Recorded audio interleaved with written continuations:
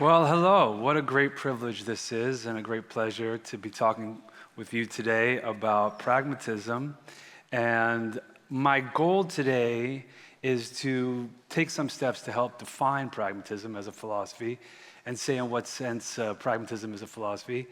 And then to suggest that there's at least a legitimate interpretation of America's philosophy on which it is pragmatism. So pragmatism is America's distinctive philosophy. So that's what my goals are today. And this is a sort of an overview of where we're going. First, I'm going to distinguish two senses of what philosophy is. You know, what is a philosophy? If pragmatism is a philosophy, we first need to know something about what philosophy is. And I'm going to distinguish an academic sense of philosophy and a more lived, colloquial sense of philosophy in which it denotes a way of life. And I'm going to say that pragmatism is a philosophy in both senses. There is a history to it as an academic movement begun by James and Peirce, who were American philosophers, professors of philosophy. But there's also the colloquial sense of pragmatism when we talk about someone being a pragmatist, or we ask someone to be pragmatic in a situation in which we're arguing.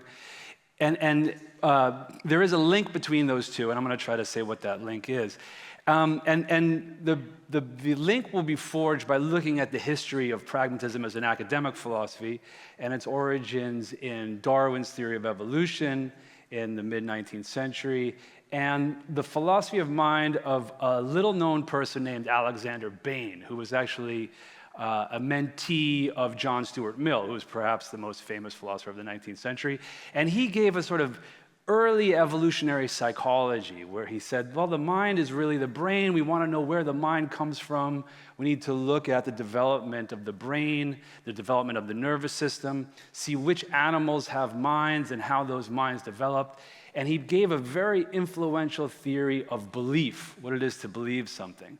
And Peirce would look back on that and say, Bain's theory of belief was the axiom of pragmatism. So I'm going to go back to that history and say in what sense Peirce was right. And I'll tie that into this notion that we are essentially animals. What defines us is moving through space over time, and not just instinctively or reflexively responding to things as a machine might, but controlling ourselves and adapting to obstacles to achieving those things for which we have inborn instincts as mammals, to nurse and to move. And yet we can't get what we want just by instinctively acting. And so we need to look for means to our ends. And those are the origins of belief, according to Bain. And that brought about this idea of pragmatism and pragmatic people and pragmatic philosophy as focusing on the task at hand, or that's what I'll argue.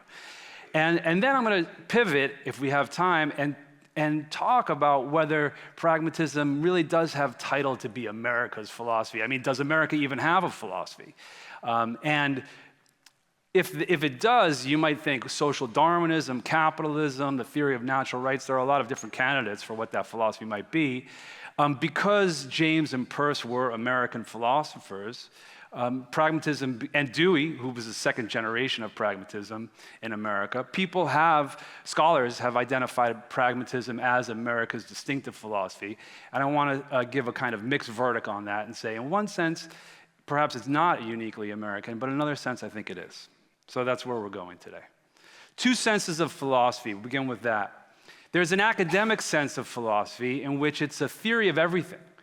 And this is much less common today because people are specialized into physicists and chemists and biologists and moral philosophers and political theorists and theorists of literature and so on. And it's almost impossible to give a theory of everything without making a fool of yourself. No one's an expert in all these fields.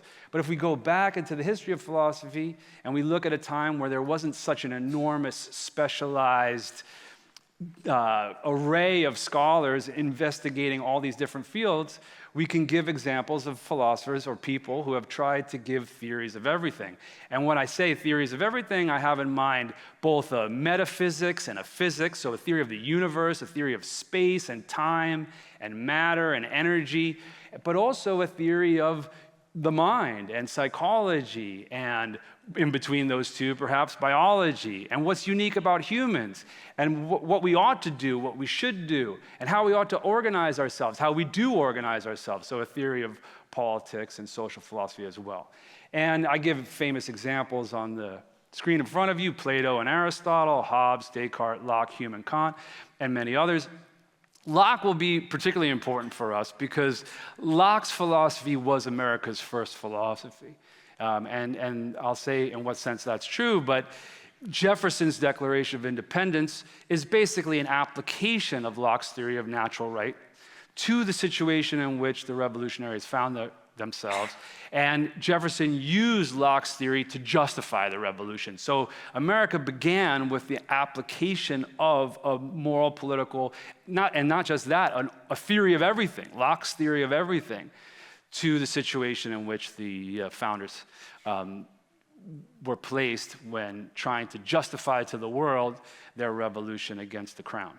So that's the academic sense of philosophy. It's a theory of everything developed by those who have as their employment giving a theory of everything, philosophers. But there is also this more common meaning of philosophy where we talk about anyone having a philosophy. In this sense, we're all philosophers. We're all developing a view of the world. And I think there's sort of more of a concentration on the moral, the political, the practical rules by which we live by. When you're talking about someone's philosophy, you're talking a little bit about how they interpret the world and where they think the universe began and the origins of humanity and these theoretical philosophical questions, but more so how they approach life, what they think is valuable, what they care about, and the rules by which they live by. And there's an interesting question about how these two things connect to each other. You might have somebody who's a Marxist, and they have a theoretical philosophy, so a philosophy in the academic sense, which they try to apply to their daily lives. But most of us either don't have an academic philosophy or philosophy in the academic sense, or it's completely, our view of the origins of the universe and all those things is somehow dissociated from the rules we live by, our morality.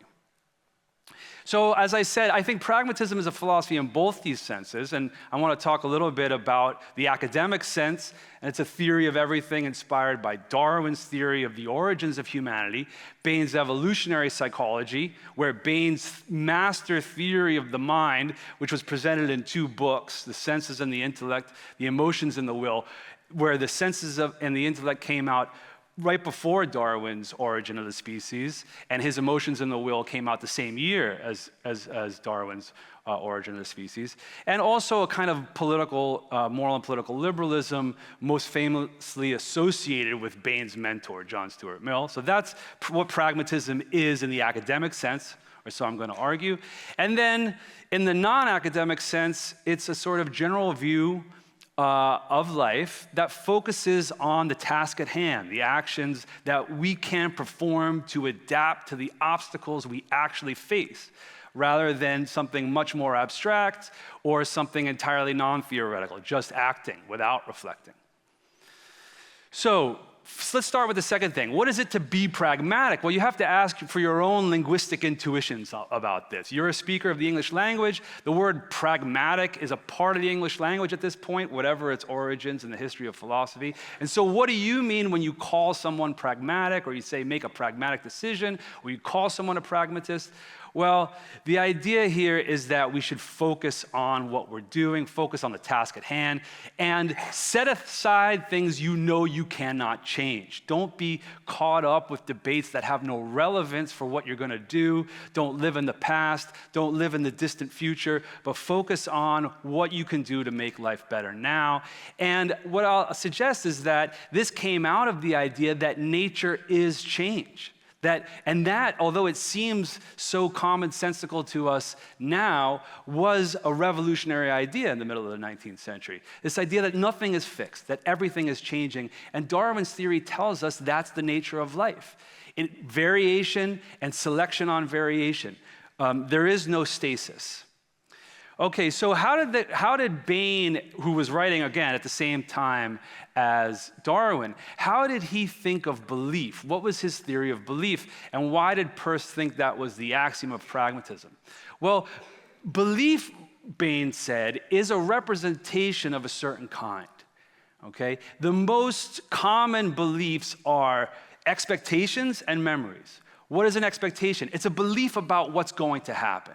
And it's true or accurate if things happen as you believe them now to be. So you believe now that something's going to happen in the future, and it actually happens, your belief was correct. Or it's a memory. It's a belief about some state of your mind now that references something that happened in the past. And your belief about what happened in the past is accurate just in case things really did happen as you now believe they happened. Okay, when did people or animals first develop these states of mind, beliefs?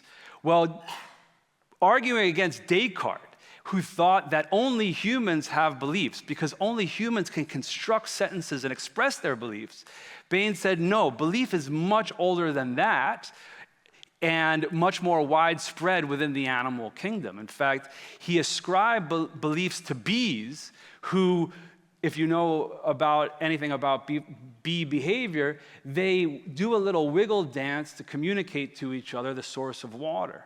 And Bain, writing in the middle of the 19th century, said, beliefs have beliefs about water and where it can be located, a means to their end of satisfying their thirst, and they represent that to their fellow bees. So instead of looking at language as the origin of belief, we can say that animals had beliefs and used those beliefs to construct language. Okay, but does all action, all behavior stem from belief? And Bain said no. Instinctive actions, like the suck-swallow reflex that all mammals are born with, those are not guided by belief. Belief develops when just acting on instinct won't get you what you need. So you're struggling, if you're one piglet fighting with other piglets trying to get the milk you need to survive, you're struggling to attain the end that you need to survive, and you start searching around for means to that end when your instinctive behavior is not giving you what you need, not satisfying your desires. So the origin of belief is in agency, in an animal's not being able to get what it needs through instinct or reflex alone. So a rigid behavioral pattern that might be specified in your DNA, that's not going to get us what we need. We need some way of surveying the environment and figuring out how to achieve ends through flexible means and representations of those means, a way of keeping track of how we can get what we want or what we need. That's what belief is, in its most basic form. Now, of course, we have beliefs about the origins of space and time, F equals ma. We have beliefs about very abstract things, moral things, aesthetic judgments, all sorts of beliefs. And those aren't directly concerned with how to get what we want or what's located where. But Bain argued that even these most abstract beliefs have some connection to action. And that's what distinguishes them from mere thoughts or fancies, things that you consider but don't believe, don't have any conviction in. Some connection to action. So the connection to action is what distinguishes belief from other states of mind. And that was Bain's innovation. Okay, so when did pragmatism first come on the scene? Well, it wasn't when Bain published The Emotions in the Will in the 1850s. Instead, it took until 1898 that James introduced this term pragmatism as a philosophy and when he was giving a lecture at Berkeley. And what James said at that time is pragmatism was introduced years and years ago in the 1860s and 1870s when my friends and I at the Metaphysical Club were debating the significance of Darwin's theory of evolution to deep philosophical disputes about the existence of God and the nature of morality and everything else that philosophers, the relationship between mind and brain and so on.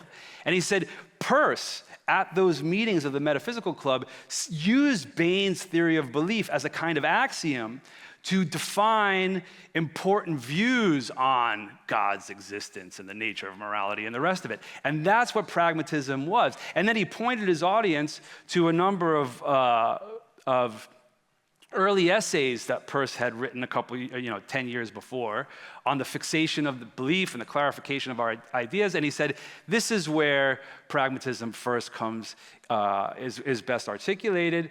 And if you look at those essays, they're basically what Peirce says they were, namely a application of Bain's evolutionary theory of belief, evolutionary theory of the mind in general, and belief in particular, to give analyses of doubt and inquiry and other essential concepts in philosophy of mind and philosophy of science. Okay, so now people today, when you ask them about pragmatism, will say James, Peirce, and Dewey, who is the next generation of pragmatists. And people have forgotten who Bain is, and that's part of my research. I'm trying to resurrect his reputation. But there were things that Peirce and James added to pragmatism. I'm not going to say pragmatism is Bain's invention alone. And what we find in Peirce is the idea, what I'm calling here Peirce's semantic corollary. So Peirce said, look, what is language? It's a means of communicating belief to one another. And if belief is defined in terms of action, then language is only meaningful if it has some implications for our action. You're really not saying something with full content or full meaning if what you say has no relevance at all to how we're going to act or might act in certain circumstances. So that was what I'm calling Peirce's semantic corollary. We can talk about whether that's true or not. I'm happy to talk about whether that's true or not. But that was Peirce's initial way of developing pragmatism. And then James, in his Berkeley lecture, where he introduces the term pragmatism into the academic literature, is really focused on God and debates over and what does God mean, and what sense does God exist, or might God not exist. And he says, look, philosophers are not having a meaningful debate over, say, the existence of God or the nature of time or anything. If you could switch sides in the dispute and it won't make any difference to how you're going to act. If we're going to debate whether God exists, then the answer, yes or no, should have some relevance to how I'm going to act, or it's not a meaningful debate. So Peirce wanted to reason from the nature of belief to a claim about the meaning of language, and James went further to give us a methodological corollary that our disagreements don't really have substance if our actions wouldn't be affected by switching sides. Okay, so now, as I promised, I wanted to talk about, does America have a philosophy, and in what sense might pragmatism be America's philosophy? So you might think, well, it is America's philosophy, or it could be described as America's philosophy. Why? Because for the simple reason that the most famous pragmatists, James, Peirce, and Dewey, were all Americans. They were all philosophy professors in America. But as I've demonstrated, really the axiom, or maybe not demonstrated here, but tried to demonstrate in my scholarship, really pragmatism, as Peirce admitted, comes from a Scotsman, Bain, who was the protege of Mill, another Scotsman. It all comes from Scotland.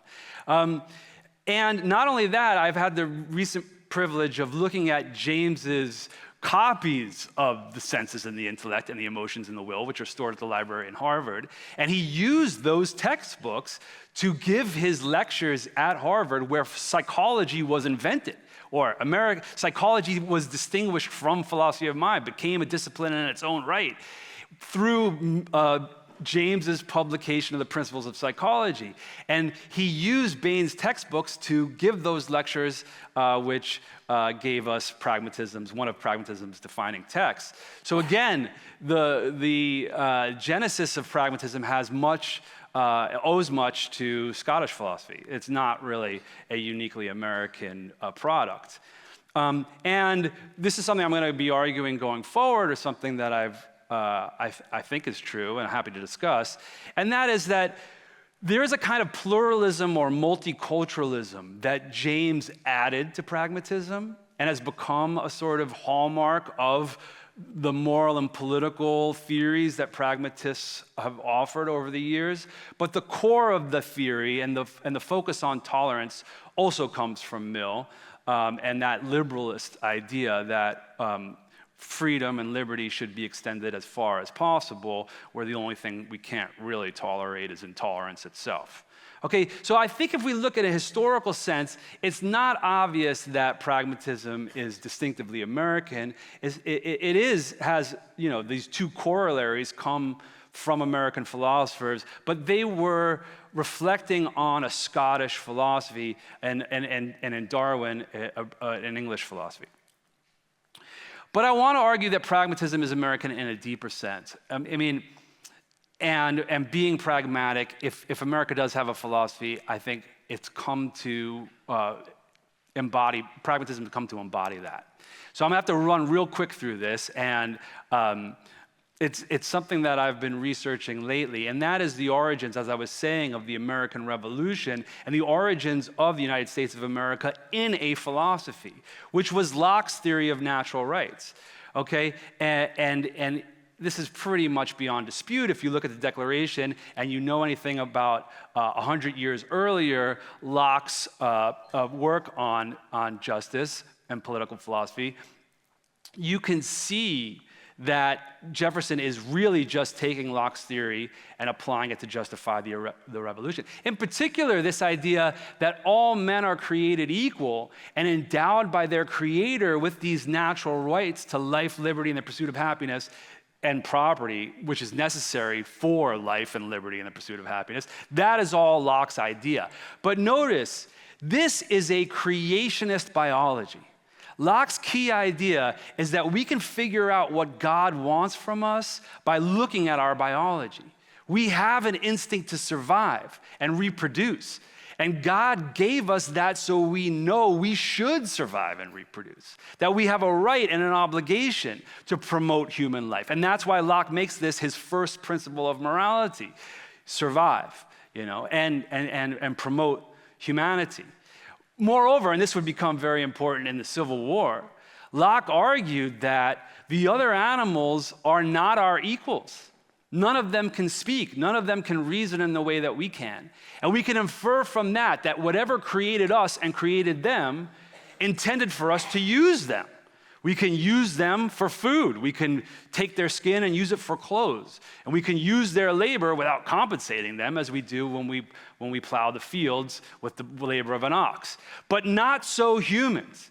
When Locke said all men are created equal, he didn't think we're all the same intelligence, we're all the same beauty, we're all the same height, the same strength, or whatever. It's obvious that we're not, and he was explicit about that.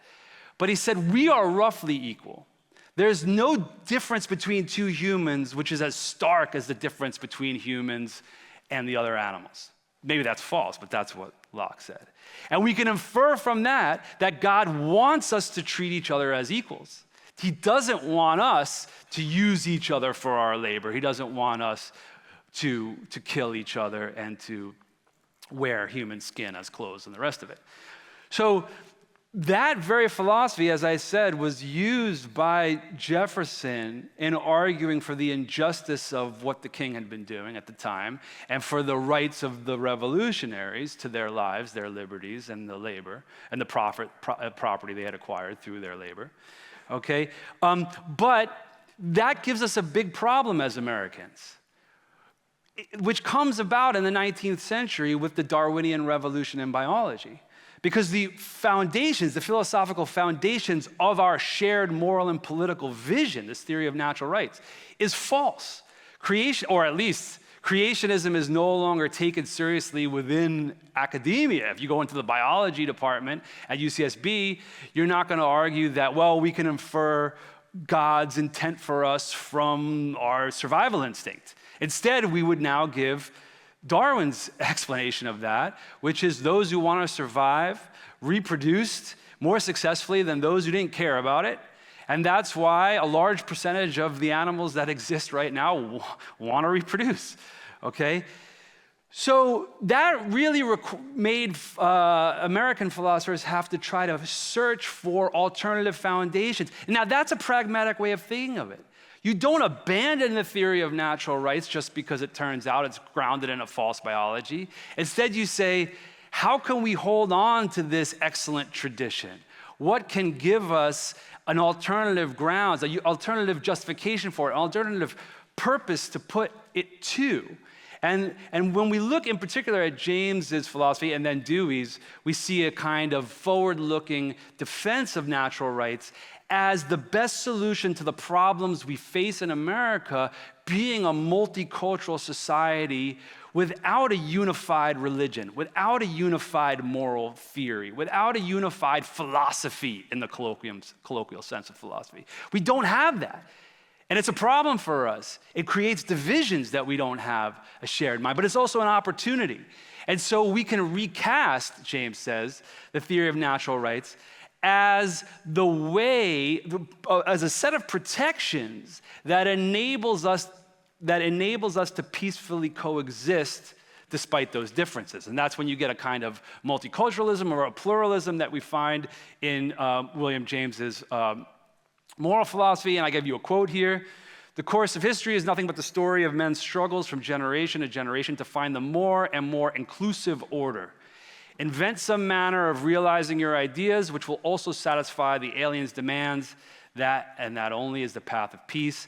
And we find in American political philosophy this same move. So Rawls, in his most famous defense of a theory of justice, tries to give a Kantian defense of his theory of right, and it doesn't work. He defines it, Kant famously tries to argue for a moral theory on the basis of reason and agency, and we're still debating whether that works or not.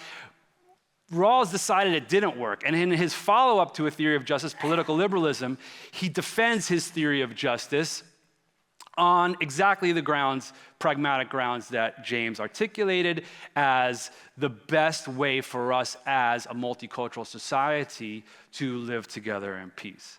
Okay, so final tips and takeaways. I hope you have a sense of what pragmatism is, both as an academic discipline, academic philosophy, a theory of everything. In that sense, it began with Bain in 1860s or 1850s. It was developed by philosophers Peirce, James, and Dewey in America. Pragmatic theory focuses on action, and what's unique to animals is that we initiate actions, unlike plants.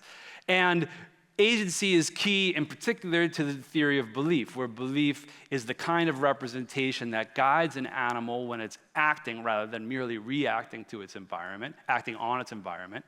The mind is itself a natural product. This is an evolutionary psychology. It's a control system for the animal, and states of the mind are states of the brain. And it gives rise to this political idea that we can defend the theory of natural rights on the basis of its advantages and allowing us to live together despite our differences. So, takeaways. I'm not going to tell you to be a pragmatist. That's for you to decide, but I think it's not a bad idea. Focus on what you can control, set aside things you can't. Change is the way of the world. That's what Darwin told us. And so intelligence, what is intelligence? It's an adaptive response to this essential natural change. Be pragmatic, be intelligent. Thank you.